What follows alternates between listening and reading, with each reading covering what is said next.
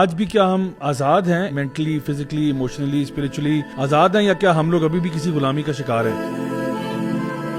ایک بڑی اچھی کتاب ہے جس کا نام ہے the new age of empires. Kehinde Andrews ایک برٹش آتھر ہیں، ان کی یہ کتاب ہے، بہت کمال کی کتاب ہے. وہ یہ کہتے ہیں کہ بیسکلی دیکھو، ویسٹ اپنی جب سکسیس کی بات کرتا ہے تو وہ نارملی 3-4 چیزوں کو ایٹریبیوٹ کرتا ہے. کہ وہ کہتے ہیں ہماری جو ایج آف انلائٹنمنٹ ہے وہ ایک فیکٹر ہے، دوسرا وہ کہتے ہیں ہماری انڈسٹریل ریولوشن ہے، اور جو سائنٹیفک ریولوشن ہے. یعنی ان 3 چیزوں کے بلبوتے پر ویسٹ جو ہے نا آج دنیا میں حکومت کر رہا ہے. وہ یہ کہتے ہیں، یہ ان کا کلیم ہے. لیکن کہنڈی اینڈروز جو ہیں یہ آرگیو کرتے ہیں اپنی اس کتاب میں. وہ کہتے ہیں نہیں، یہ کلیم ٹھیک نہیں ہے اور یہ فیکچولی ایکوریٹ نہیں ہے. وہ کہتے ہیں اصل میں جس وجہ سے ویسٹ پاورفل ہوا ہے وہ ہے نمبر 1 جینوسائڈ، نمبر 2 سلیوری، اور نمبر 3 کلونیلزم. یعنی ویسٹ میں اور یہ آپ اٹھا کے دیکھیں جہاں جہاں پہ گورا گیا ہے نا، ویسٹرن پاورز گئی ہیں. ویسٹرن پاور سے مراد ہے یہ تقریباً 6 ممالک ہیں، اس میں برٹش بھی ہیں، پورچوگیز ہیں، اسپینش ہیں، ڈچ ہیں، اٹالینز اور فرینچ ہیں. یعنی یہ ممالک جب ایج آف انلائٹنمنٹ کے بعد، جب ان کے وہ آئیڈیاز لبرلزم کے پہلے اور یہ پوری دنیا میں کلونیلزم کے ساتھ پھیل گئے اور لینڈ گرابنگ شروع کر دی، تو انہوں نے کیا کیا؟ سب سے پہلے جینوسائڈ کیا. یعنی آپ دیکھیں کہ امریکاز میں جب یہ گئے وہاں کیا ہوا، برازیل میں کیا ہوا،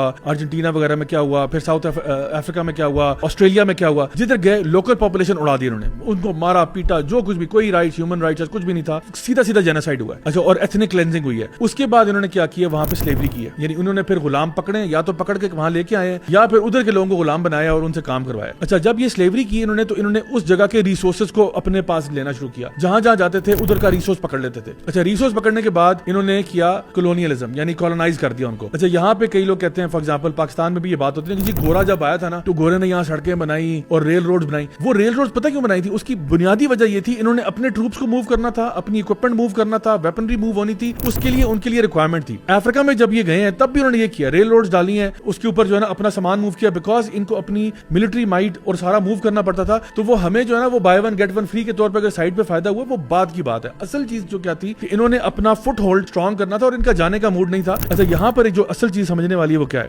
2 ٹرمز جو کہ ہمارے آج کے موضوع سے ریلیٹ کرتی ہیں. ایک ہے کلونیلزم جو کہ ایک ورڈ ہے، اور ایک ہے کلونیالٹی. کلونیلزم کیا ہے کہ it is when you occupy a people in the physical sense. یعنی آپ ان کے اوپر مسلط ہو گئے، آپ نے ان کو پکڑ لیا، جکڑ لیا، ان کے جسموں کو پکڑ لیا، ان کی لینڈ کو پکڑ لیا. اسے کہتے ہیں کلونیلزم. آپ نے ڈومینیٹ کر لیا ان کو فزیکلی. کلونیالٹی کیا ہے کہ آپ نے ان کے ذہنوں پہ حاوی ہو گیا. برٹش 1947 میں چلے گئے، 1947 میں برٹش چلے گئے، کلونیلزم ہم کہتے ہیں ختم ہو گیا. لیکن جو کلونیالٹی ہے وہ آج تک قائم و دائم ہے ہمارے دلوں اور دماغوں پہ. اور یہ جو گورا تھا یہاں پہ جا کے اس نے کیا کیا؟ ہمارا ایجوکیشن سسٹم اس نے سب سے پہلے سپلٹ کرایا. مدرسے کو کہا تم لوگ سارے اللہ اللہ کرو ادھر جا کے اور سائڈ پہ جو. حالانکہ ہمارا کبھی بھی ایک عالم دین جو ہے وہ ایڈوانس الجبرا میں جب تک ماہر نہیں ہوگا وہ عالم کیسے بنے گا؟ کیونکہ اس نے وراثت کے مسائل کرنے ہیں، اسی نے زکات کے مسائل ڈیل کرنے ہیں. وداؤٹ ایڈوانس الجبرا وہ کیسے کرے گا؟ اسی طرح سے جو یہ ٹائمز ہوتے ہیں آپ کے اذانوں کے اور نمازوں کے ٹائمز، اور یہ اس کے لیے آپ کو ماہر فلکیات بندہ چاہیے. لیکن جب گورا ہے نا، گورے نے کیا کہ انہوں نے کہا جی سارے مولوی ایک سائڈ پہ ہو جاؤ، آپ لوگ جائیں ادھر اللہ اللہ کرے جا کے، ہم سیکولر ایجوکیشن کو علیحدہ کریں گے. تو جو ہماری طرح سکسیسفل بننا چاہتا ہے سائنس اور یہ تو وہ ہمارے اسکولوں میں آ جائے. وہاں پہ کیا ہوا؟ ادھر انہوں نے کہا کہ جی لوگوں نے کہا بھائی ہم نے لیکن اسلام بھی پڑھنا ہے، چلو یہ اسلامک اسٹڈیز بھی تمہیں دے دیتے ہیں، 50 نمبر کا سبجیکٹ ہے، فیل ہو گئے تب بھی پاس ہو، فکر نہ کرو. اور پاک اسٹڈیز جب ہمیں لگی تو میرے خیال ہے پاک اسٹڈیز کا شاید نام اپروپریٹ نہیں ہے، اس کو شاید کہہ دینا چاہیے فال آف دا مغل امپائر، یا ایک اور نام ہو سکتا ہے کہ تم ذلیل کیسے ہوئے. کیونکہ ہمیں یہ بتایا جا رہا ہے کہ تم ایک ذلیل قوم ہو، تمہیں ہم نے یہ ہوا وہ ہوا، تمہارے یہ بھی فارغ تھے وہ بھی فارغ تھے. اور جس کو گلوریفائی کیا جاتا ہے وہ سارے کے سارے ویسٹرن ہے، without telling us the dark side of this colonialism. بد سے بدنام برا. یعنی انہوں نے کیا کیا؟ انہوں نے پورا نیریٹو چینج کیا ٹورڈز 2000 میں. 9/11 یہ ٹیررسٹ مسلمان ہوتے ہیں، یعنی 2 ورڈ جوڑ دیا آپس میں، اسلامک ٹیررسٹ. حالانکہ ٹیررزم کار کون رہا تھا؟ آج بھی آپ دیکھیں غزہ میں کیا معاملہ ہو رہا ہے. اسرائیل کیا نیریٹو بلڈ کرتا ہے؟ Israel has a right to defend itself. اچھا جی، بلڈنگز کو تباہ کر دیتے. ابھی میں نے اللہ معاف کرے میں نے ایک ویڈیو دیکھا جس میں بہت ریسنٹ ہے، جس میں انہوں نے پورا غزہ لیول ہوا ہے کہ ہمارے یہاں پہ نا ایک زمانے میں پاکستان کرکٹ ٹیم جب میچ کھیلنے جاتی تھی اس کو بہت بیش کرتے تھے کہ وہ انضمام اللہ کہتا تھا یس دا بوائز پلیڈ ویل، بہت رگڑتے تھے کہ یار ان کو انگلش نہیں آتی. آپ مجھے بتائیں یورپ کے اندر کون سے فٹ بال پلیئرز ہیں جو انگلش میں انٹرویوز دیتے ہیں؟ وہ یا وہ پورچوگیز بول رہے ہوتے ہیں، وہ اسپینش بولتے ہیں، وہ اٹالین بولتے ہیں، وہ فرینچ بولتے ہیں، وہ جرمن بولتے ہیں. They are very proud of their language. Desde 2004 pedí siempre a Deus que... Y sabemos que esto es algo de ustedes, los periodistas que alimentan.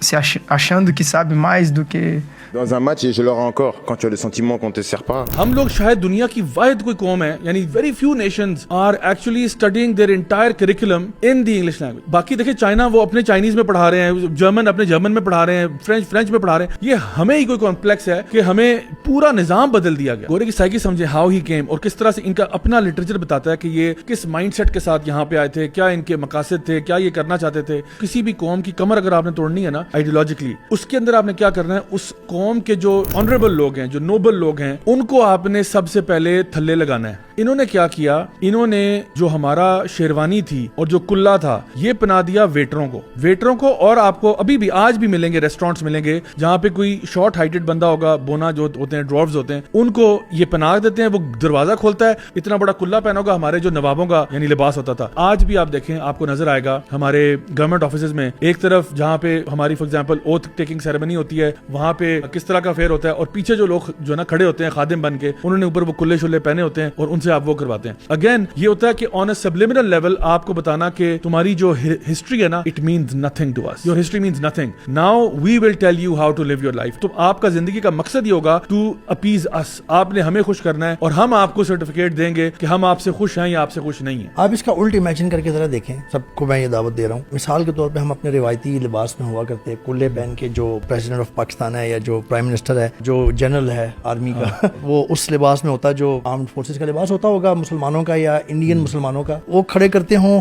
खानसामों को और सर्वेंट्स को टैक्सीडोज में और इन चीज़ों में. आप इमेजिन करके देखें, आप तो आपको इज्जत का मेयार आपका चेंज हो जाएगा.